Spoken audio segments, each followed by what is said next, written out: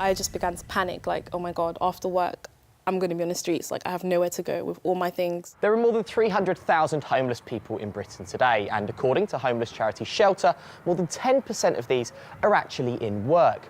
I've come here to the 999 Club in Deptford to find out more about Britain's forgotten working homeless.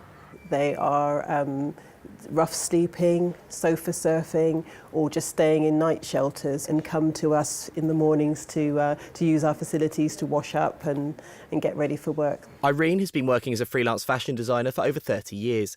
Despite having regular clients and a steady income, she recently found herself homeless. When you've been working and still being homeless, did you tell people that you worked with that that was your situation? No, none of my friends now, none of my work colleagues now, because I came in the morning, supervised them as usual, and just show my happy face. Were there times where you weren't staying in a shelter, you weren't sleeping on friends' sofas, you were sleeping outside on the streets, for example? I was sleeping on the buses, like the bus can take a very long journey. I just go to the back of the bus and just have a sleep, go to the last stop and then do the same thing going back. Not only are many adults finding themselves homeless despite having a job, but thousands of young people are also affected. One of them is 18-year-old Nelsie. I was basically like sofa surfing in different places, and it'll be like a different place every 2 weeks. I'm also in full-time work as well.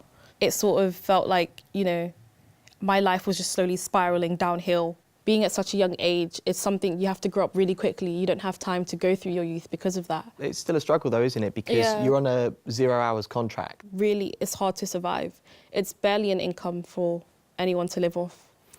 Do you think some people think about maybe going on benefits instead of working because they think, well, hey, here's another way that I could actually get at least some guaranteed income because 0 hour contracts just aren't giving me that? I have a friend who's in that similar situation now, actually. I feel like it depends on the circumstances. If you're in my circumstance, for example, if you're in my situation, I wouldn't recommend going on benefits in a way because you are surviving off of that. But if you have like higher goals you want to reach, or you have like just the extra things you want to do, like, for example, I want to go uni and study music. I obviously need to do things outside of school, and some people have social needs as well. And so I feel like being on benefits, it will allow you to have your social needs, but it'll just be like barely enough to live off of. Up to 10% of people who are homeless are actually working. Is this something that you've come across? We have about 1,200 people turning up to our centre and coming through our doors who are homeless every year. Of those, 30% of them are working at the point of presenting as homeless. And the reason they're doing that is because they are seemingly systematically disadvantaged at every stage. So I think most young people have given up on buying a house in London now, but even accessing the rental or social housing world is becoming impossible for them. And that's because they're getting paid less money. And young people are more likely to be in precarious employment contracts or be working 0 hour contracts. So at every stage, it is difficult for them. I think rent prices are kind of out of control and unrealistic for people, particularly if you don't know how much you're going to earn every week. That's another issue that a lot of us young people stress about, is like you can find a place, but you're constantly going to be overworking yourself to the point where your body says no.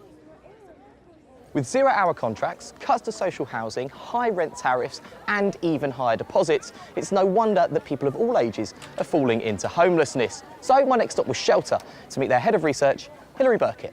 People really struggle now to find anywhere that they can afford to live. So even if they're in work, because rents have risen so much faster than wages, they're finding that these rents are just too high. And crucially, they don't have the support from housing benefit that they used to have. And the fact that we haven't got enough social housing. We just don't have the stock of social housing. We haven't been building enough. People don't have any other options. It's been reported by the Royal Institute of Chartered Surveyors that in the next 5 years, rents in the UK are going to increase a further 15%. That's just going to exacerbate the issue, isn't it? We know that if rents just keep going up, then the crisis is just going to keep getting worse and worse unless some bold action is taken by governments.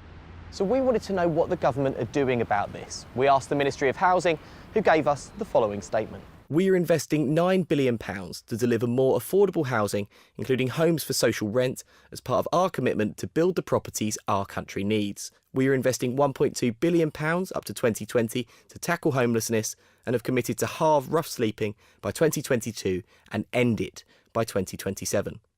What would your message be to anybody else who is working and finds themselves homeless? Never give up. Always keep the faith and fight.